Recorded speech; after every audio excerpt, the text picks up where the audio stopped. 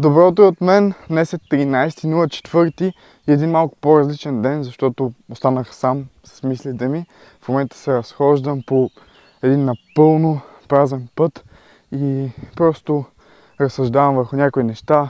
Мисля си какво се случва, какво не се случва, какво бъркам, какво не бъркам. Междувременно реших, че трябва и да снимам, така че в момента малко така ще си поговоря и с вас. Ще ви споделя някакви неща, докато си хода бос по асфалта, без да ми пука от абсолютно нищо.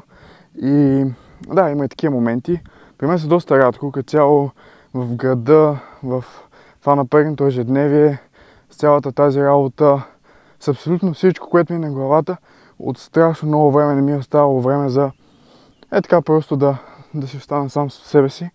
И в момента нещо, което страшно много ме затруднява, е това, че не мога да спортувам. Обаче това място ми връща супер много спомени и помня точно лятото на 2023 година, когато всъщност и всичко започна и всички тези видеа, които тогава гледахте с мен и когато самия хъсъл, така да го кажем, го имаше и исках да променя нещо в живота си. Всичко беше точно тук, на това място започна, което ми е супер носталгично. Деня ми изглеждаше точно, ставам, закусвам, след това отивам, идвам тук точно на същия път, на който съм в момента, идвам, тичам, прибирам се и цял ден четене на книги, снимане на YouTube видеа. Просто идвах, гледах тези облаци, небето и си казвах, мамка му, искам да направя нещо с живота си. И бих казал, че успях, но някак си това да мисля за себе си, да имам време, което да е за мен, пък изчезна.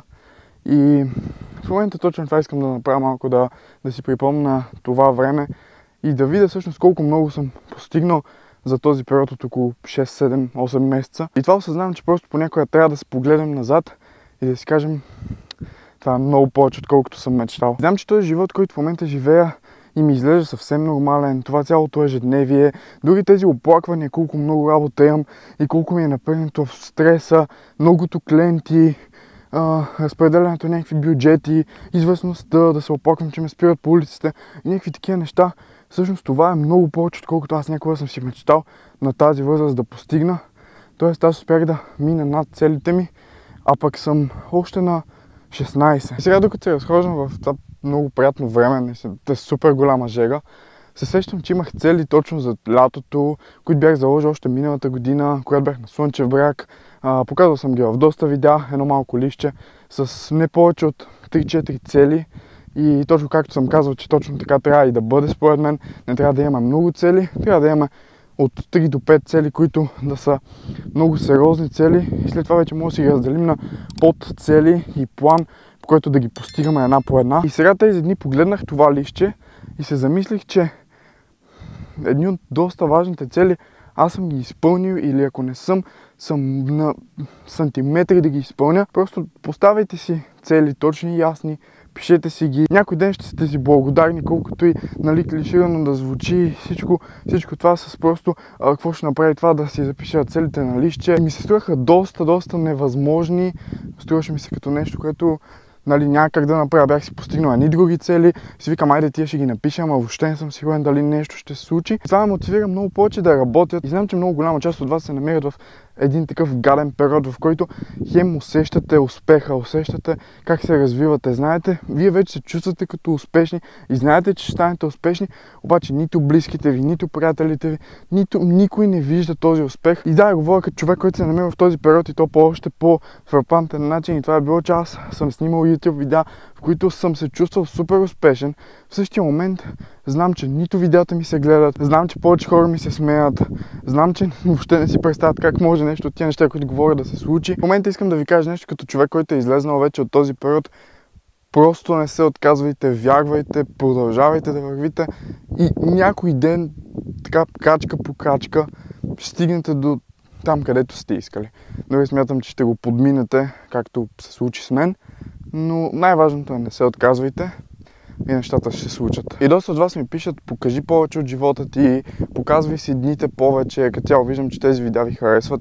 И честно казано, показах основната част от деня ми и за мен деня ми е изключително интересен. Аз изключително много се възхищавам на това как си живея живота и съм изключително благодарен, че мога да го живея по този начин.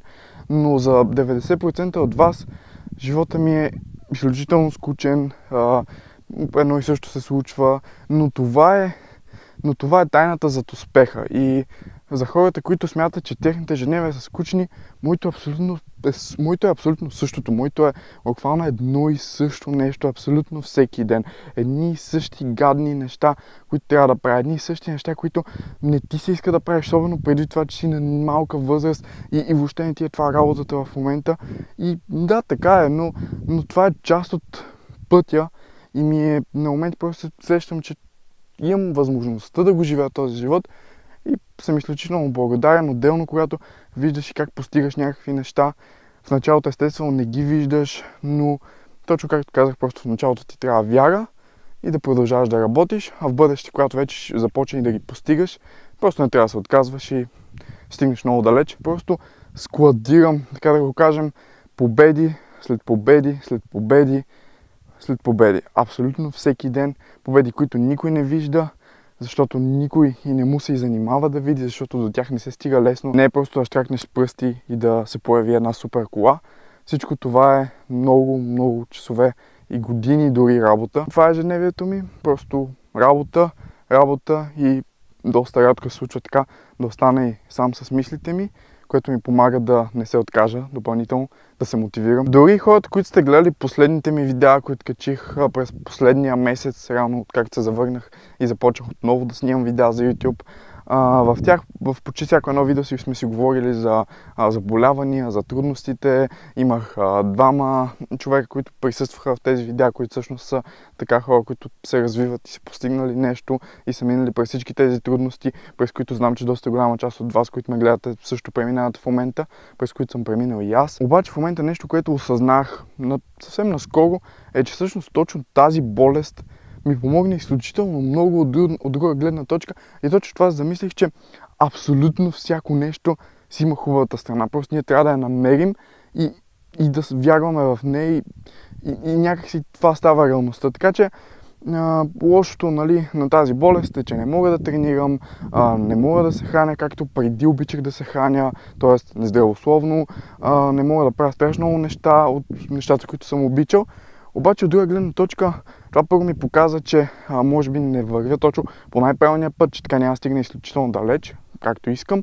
Може би трябва да променя нещо, точно това ми показа. И нещо друго, като изключим всички тези неприятности, беше това, че трябва да си променя начина, по който живея, защото живеех доста така нездравословно. Това всичкото с храненето и точно откакто е тази болест, аз почнах да се храня изключително здравословно в сравнение с начина, по който се хранех преди.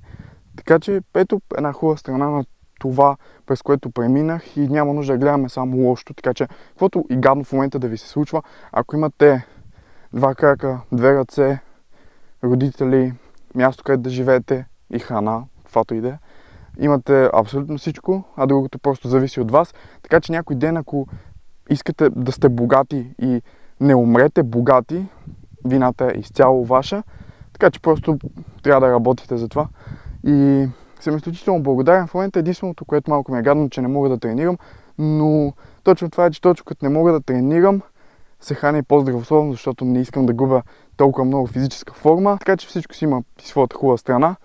В момента просто излизам, разхождам се, имам повече възможност да оставам сам с мислите ми. Отделно имах повече време да работя и точно миналия месец, откакто всъщност съм болен, агенцията ми се разви не с някакви малки проценти, тя се разви двойно, тройно, петорно, десеторно. Тя превърна се в една от наистина водещите агенции и съм изключително радостен за това. Те първа започвам да я развивам, те първа имам още по-големи финансови цели за там. Отделно аз просто съм човек, който не иска да вземе някакви пари, просто да си тръгне, да си купи самолет и да полети на някъде. Аз искам просто да си развивам бизнеса, да знам, че има хора, които работим заедно и градим нещо и това има някаква полза, смисъл от него. И това за мен е страст, да имаш нещо, така, твое, хора, които заедно да вървите напред, както и тази общност, т.е. вие, хората, които ми помагате и заедно си помагаме.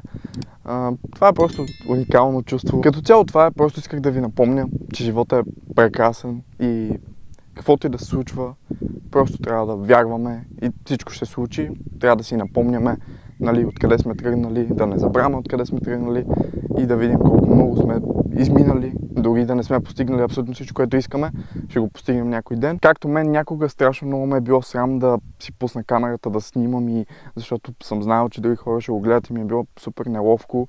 А в момента да имам свободата да си пусна камерата, да кажа абсолютно всичко, което мисля и чувствам, и да знам дори, че това ще помогне на някой от вас, дори да не е на всички, дори в момента не всеки да има нужда от точно тази мотивация.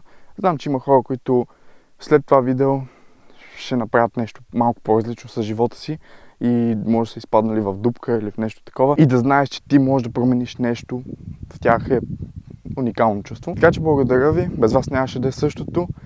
Продължавайте, вярвайте и постигайте. Аз бях Тео и ще се видим в следващото видео.